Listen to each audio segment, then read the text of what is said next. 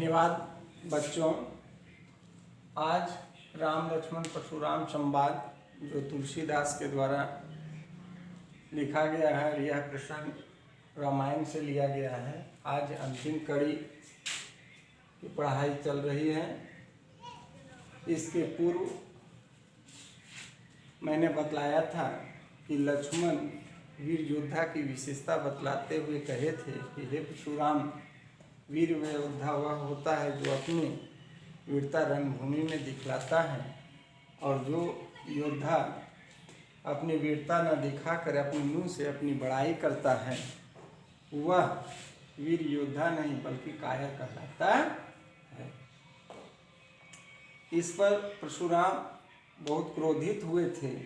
और आगे अब हम लोगों को जो अंतिम कड़ी पढ़ना है उसमें क्या है कि लखन अर्थात लक्ष्मण कहते हैं परशुराम से कि हे वो लखन मुनिशील तुम्हारा, यानी लक्ष्मण परशुराम से कहते हैं कि हे मुनि, आपके स्वभाव को कौन नहीं जानता है।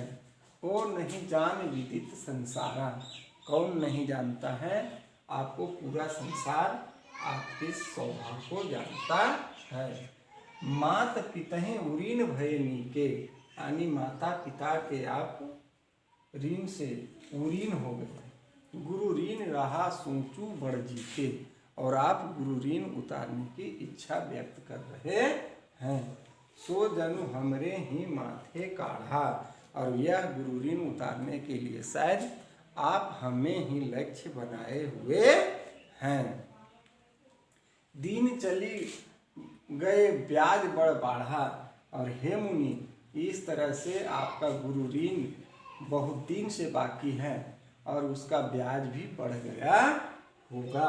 अब आनिए व्यवहारिया बोली, इसलिए हे मुनि, आप कोई हिसाब किताब करने वाले व्यक्ति को बुला लीजिए।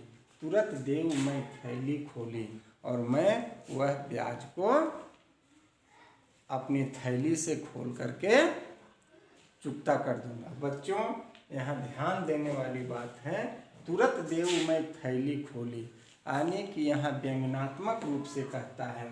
क्या कहते हैं लक्ष्मण, ये बात को अच्छी तरह से समझो कि हे परशुराम, आप माता पिता के ऋण से उरीन हो गए हैं। यहाँ भी व्यंग है, क्योंकि परशुराम अपने माता पिता के ऋण से उरीन नहीं हुए हैं। क्योंकि माता पिता के ऋण से तब उरीन माना जाता है जब वह अपने वंश वृद्धि में सहयोग करता है। चूँकि परशुराम क्या हैं, ब्रह्मचारी हैं, वे अपने वंश की वृद्धि नहीं किए हैं, इसलिए वे माता पिता के ऋण से उरीन नहीं हुए हैं। आगे क्या कहते हैं, फिर गुरु ऋण आप यानी गुरु के ऋण चुकाना चाहते हैं और वह हमसे चुकाना चाहते हैं, इसलिए आप हिसाब किताब करने वाले कोई व्यक्ति को बुला लें। तुरंत देव मैं थैली खोली, और यहाँ व्यंग्य क्या कहते हैं कि और मैं वह ब्याज के लिए मैं तुरंत आपको ब्याज चुकता कर दूंगा, अर्थात मैं अपने मस्तक को झुका दूंगा। लेकिन ऐसी बात नहीं है। यह लक्ष्मण क्या है, उस पर व्यंग करते हैं कि आप उतनी आसानी से गुरु ऋण को चुका नहीं सकते हैं। अब क्या है, सुनी कटु वचन कुठार सुधारा, और यह जो व्यंग्यात्मक रूपी कठोर शब्द लक्ष्मण बोल दिए, कारण कि उन्हें माता पिता के ऋण की भी उदाहरण दे दिए, गुरु ऋण चुकाने की, ब्याज बढ़ने की बात कह दिए, तो यह कटु वचन था। और यह कटु वचन परशुराम जब सुने तो वह अपने कुठार को सुधार लिए अर्थात तैयार कर लिए। हाय हाय सब सभा पुकारा, यानी उस सभा में उपस्थित जितने भी राजा महाराजा ऋषि मुनि थे, सभी क्या कहने लगे, हाय हाय हाय, यह अनर्थ हो जाएगा। किनके प्रति, परशुराम के प्रति।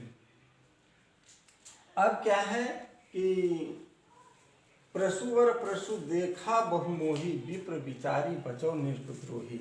अब इस पर क्या है कि लक्ष्मण पुनः परशुराम से क्या कहते हैं कि हे प्रसुधारी भृगुवर अर्थात परशुराम, मैं आपको बहुत देखा और मैं ब्राह्मण समझ करके और राजाओं के द्रोह करने वाले को मैं छोड़ रहा था। मिले न कबहू सुभट रणगाढ़ है। हे मुनि, आपको कोई आज तक अच्छा योद्धा नहीं मिला है, इसलिए आप अपने मुंह अपनी प्रशंसा कर रहे हैं। द्विज देवता घर ही के बाढ़। हे मुनि, आप यह जो वीरता की बातें करते हैं यह व्यर्थ करते हैं। आप एक ब्राह्मण हैं और ब्राह्मण की शोभा उसकी घर होती है। यह जब बातें लक्ष्मण के द्वारा कहा गया तो क्या है कि जो सभा में उपस्थित से थे वे सभी कहे कि यह बिल्कुल लक्ष्मण अनुचित कहा है। रघुपति से नहीं लखनऊ निवारे। और यहाँ तक कि रघुपति अर्थात रघुकुल के स्वामी अर्थात राम क्या है कि लक्ष्मण की ओर इशारा देखते हुए कहे कि लक्ष्मण, यह तुमने अनर्थ कहा, बहुत ही कटु बोला, तुम अपनी वाणी को विराम दो।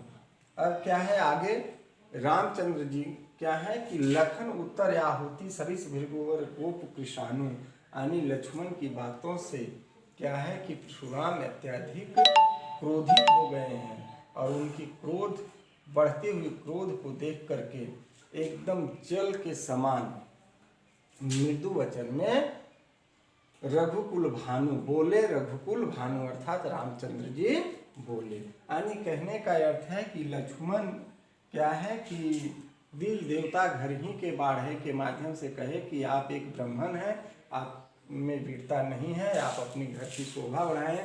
यह बिल्कुल ही व्यंग्यात्मक था, क्योंकि बच्चों यहाँ ध्यान देने वाली बात है कि परशुराम भी कोई साधारण पुरुष नहीं थे, वे भी विष्णु अवतारी थे और रामचंद्र भी विष्णु अवतारी हैं, अर्थात बल और यश में कोई कम नहीं थी। धन्यवाद बच्चों। अब इस चैप्टर के जितने भी प्रश्न आंसर हैं वे आप लोग बना लेंगे और अगर कहीं कोई परेशानी हो तो पुनः सेंड करेंगे, मैं उसे बतलाने का कोशिश करूँगा। धन्यवाद।